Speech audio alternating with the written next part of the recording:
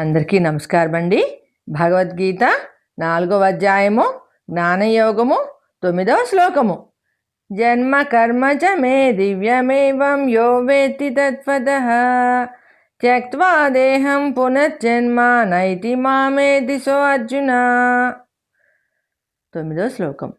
జన్మ కర్మ చ మే దివ్యమేవం యో వేత్తి తత్వతః త్యక్త్వా దేహం పునర్జన్మ నైతి మామేతి సో అర్జున.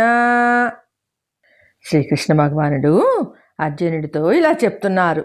ఓ అర్జున, ఎవరైతే నా గురించి, నా పూర్వజన్మల గురించి, ఆయా జన్మలలో నేను చేసిన కర్మల గురించి సంపూర్ణంగా తెలుసుకోగలుగుతున్నాడో అటువంటి వాడు ఈ జనన మరణ చక్రము నుంచి విడివడి నన్నే పొందుతున్నాడు. కృష్ణుడు పరమాత్మ అవతారము అని తెలుసుకున్నాము. కృష్ణుడి గురించి, ఆయన పూర్వ అవతారముల గురించి తెలుసుకోవడము అంటే పరమాత్మ గురించి తెలుసుకోవడమే. ఒకసారి పరమాత్మతత్వం తెలుసుకుంటే అతడికి పరమాత్మ గుణాలు సంక్రమిస్తాయి. అతడు పరమాత్మలో లీనమవుతాడు. పరమాత్మను గురించి తెలుసుకోవడానికి తగిన మార్గం ఏమిటి? సాధన చేస్తే లభ్యం కానిది ఏదీ లేదు.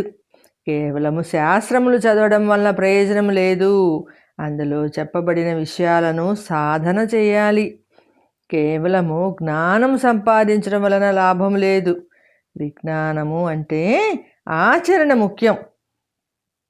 కాబట్టి ఆత్మజ్ఞానం కానీ, పరమాత్మను గురించి కానీ తెలుసుకోవడం కానీ చెయ్యాలంటే సాధన అంటే ధ్యానము ముఖ్యము. చాలామంది మాకు దేవుడు కనిపించాడు, మేము దేవునితో మాట్లాడతాము అని అంటూ ఉంటారు. అది నిజం కాదు. ఎందుకంటే దేవుడి గురించి, ఆయన తత్వం గురించి తెలుసుకోగలము, అంతేకాని చూడటము, మాట్లాడటము సాధ్యం కాదు. ఎందుకంటే దేవుడు ఒక రూపము కాదు, ఒక శరీరము కాదు. కేవలం అవయవాలు ఉంటేనే చూడడము, మాట్లాడడం జరుగుతుంది. కాబట్టి భగవంతుని చూచాను, మాట్లాడాను అనడం నిజం కాదు. భగవంతుడు ఆత్మస్వరూపుడిగా ప్రతి వాడిలో ఉన్నాడు. భగవంతుని చూడాలంటే ఆత్మజ్ఞానం కలగాలి. మనస్సును ఆత్మలో స్థిరంగా ఉంచాలి. అప్పుడే ఆత్మదర్శనం అవుతుంది. అదే పరమాత్మ దర్శనం. ఇక్కడ దివ్యమైన నా జన్మను గురించి ఎవరు తెలుసుకున్నారో అని ఉంది. జన్మే లేని వాడి జన్మను గురించి తెలుసుకోవడం ఏమిటి అనే ప్రశ్న వస్తుంది. పరమాత్మకు జన్మ అనేది లేదు. తాను అనుకుంటే తన ఇష్టం ప్రకారం అవతరిస్తాడు, ధర్మ సంస్థాపన చేస్తాడు అని తెలుసుకుంటే పరమాత్మ జన్మ రహస్యం తెలిసినట్టే అని అర్థం. బయట ఉండే పరమాత్మ శరీరంలో ఉంటే ఆత్మకు ప్రాపంచిక విషయాల ప్రభావం వలన వాసనలు అంటుకుంటే ఆత్మ జీవాత్మగా పరిణామం చెందుతుంది. దాని వలన జనన మరణాలు కలుగుతాయి. వాసనలు అన్నీ సమూలంగా అంతరిస్తే, అంటే వాసనల నుంచి మోక్షం కలిగితే జీవాత్మ తన స్వస్వరూపమైన ఆత్మగా పరిణామం చెంది పరమాత్మలో లీనమవుతుంది. సూక్ష్మంగా ఇది ఆత్మతత్వము. ఈ తత్వం తెలుసుకున్నవాడికి పరమాత్మలో లీనం కావడం తేలిక. అలా కాకుండా పరమాత్మ తనకంటే వేరుగా ఎక్కడో ఉన్నాడు అని, పరమాత్మ నాతో మాట్లాడతాడని అనుకుంటూ ఉంటే ఉన్నావా, నీవు ఉన్నావా అంటూ పాటలు పాడుతుంటే అతను అజ్ఞానంలో పడి కొట్టుకుంటున్నాడు అని అర్థము.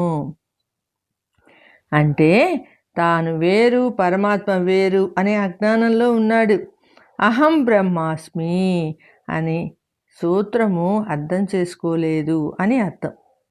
అందుకనే నా గురించి, నా జన్మల గురించి, అంటే నాకు జన్మ అంటూ లేదు, అంతా లీల అని తెలుసుకోవడం పరమాత్మకు. నా జన్మల గురించి అసలైన తత్వం ఎవరు తెలుసుకుంటాడో వాడు నన్నే పొందుతున్నాడు. అంటే వాడి ఆత్మ నాలో ఐక్యమవుతుంది అని స్పష్టంగా చెప్పారు పరమాత్మ. ఇక్కడ తత్వం తెలుసుకోవడము అంటే ఆత్మస్వరూపం గురించి అసలు విషయం తెలుసుకోవడము. సముద్రము, అలలు అనేవి మనకు కనిపించే అవతారాలు.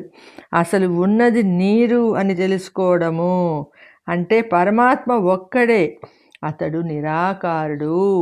మనకు కనిపించే అవతారాలు అన్నీ ఆయన లీలలు అని తెలుసుకోవడము. మరి అలా తెలుసుకోవడానికి ఏమేం చేయాలో తర్వాతి శ్లోకంలో చెప్పారు పరమాత్మ.